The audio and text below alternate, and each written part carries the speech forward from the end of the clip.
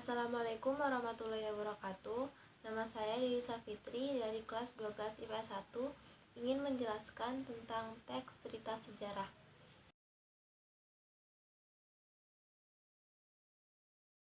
Pengertian teks cerita sejarah. Teks sejarah adalah naskah cerita atau narasi yang mengandung unsur-unsur sejarah.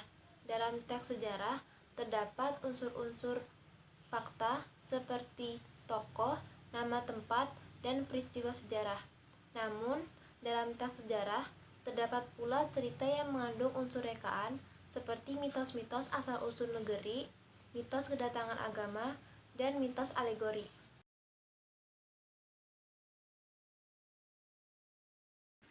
Yang kedua yaitu jenis teks cerita sejarah. Teks cerita sejarah memiliki dua jenis, yaitu teks cerita sejarah berdasarkan fakta sejarah. Yang kedua yaitu teks cerita sejarah fiksi. Teks cerita sejarah berdasarkan fakta sejarah yaitu teks sejarah yang disusun berdasarkan fakta sejarah. Tokoh dalam teks sejarah benar-benar ada. Sedangkan teks berdasarkan fiksi yaitu teks yang diambil dari latar peristiwa masa lalu, tetapi tokoh dalam teks sejarah tidak ada.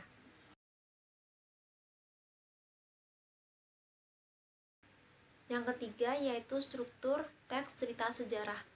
Teks cerita sejarah memiliki 6 struktur, diantaranya yang pertama, abstrak.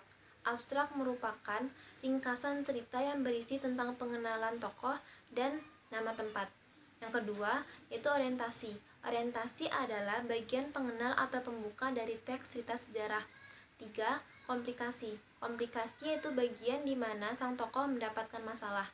Yang keempat, klimaks. Klimaks merupakan puncak dari permasalahan yang terjadi dalam teks cerita sejarah.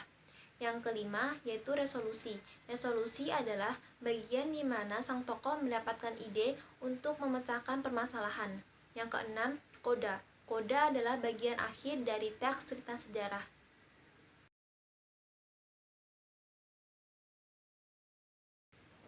Yang keempat, yaitu fungsi teks cerita sejarah.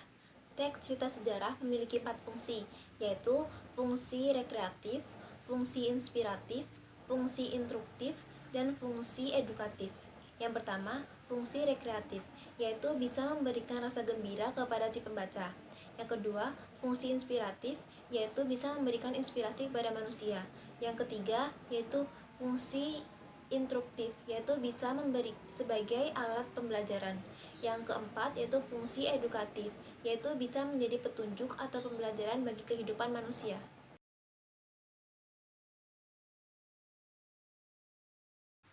Yang kelima yaitu unsur pembangun teks cerita sejarah. Teks cerita sejarah memiliki dua unsur pembangun, yaitu unsur intrinsik dan unsur ekstrinsik.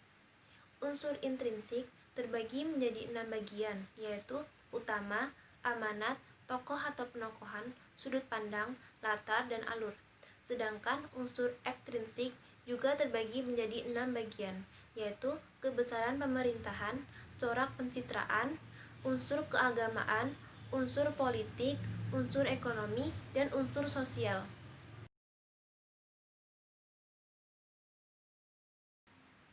Yang keenam yaitu nilai-nilai teks cerita sejarah. Nilai-nilai teks cerita sejarah terbagi menjadi 5, yaitu moral, kepahlawanan, religius, budaya, dan sosial. Dan yang terakhir yaitu kebahasaan teks cerita sejarah.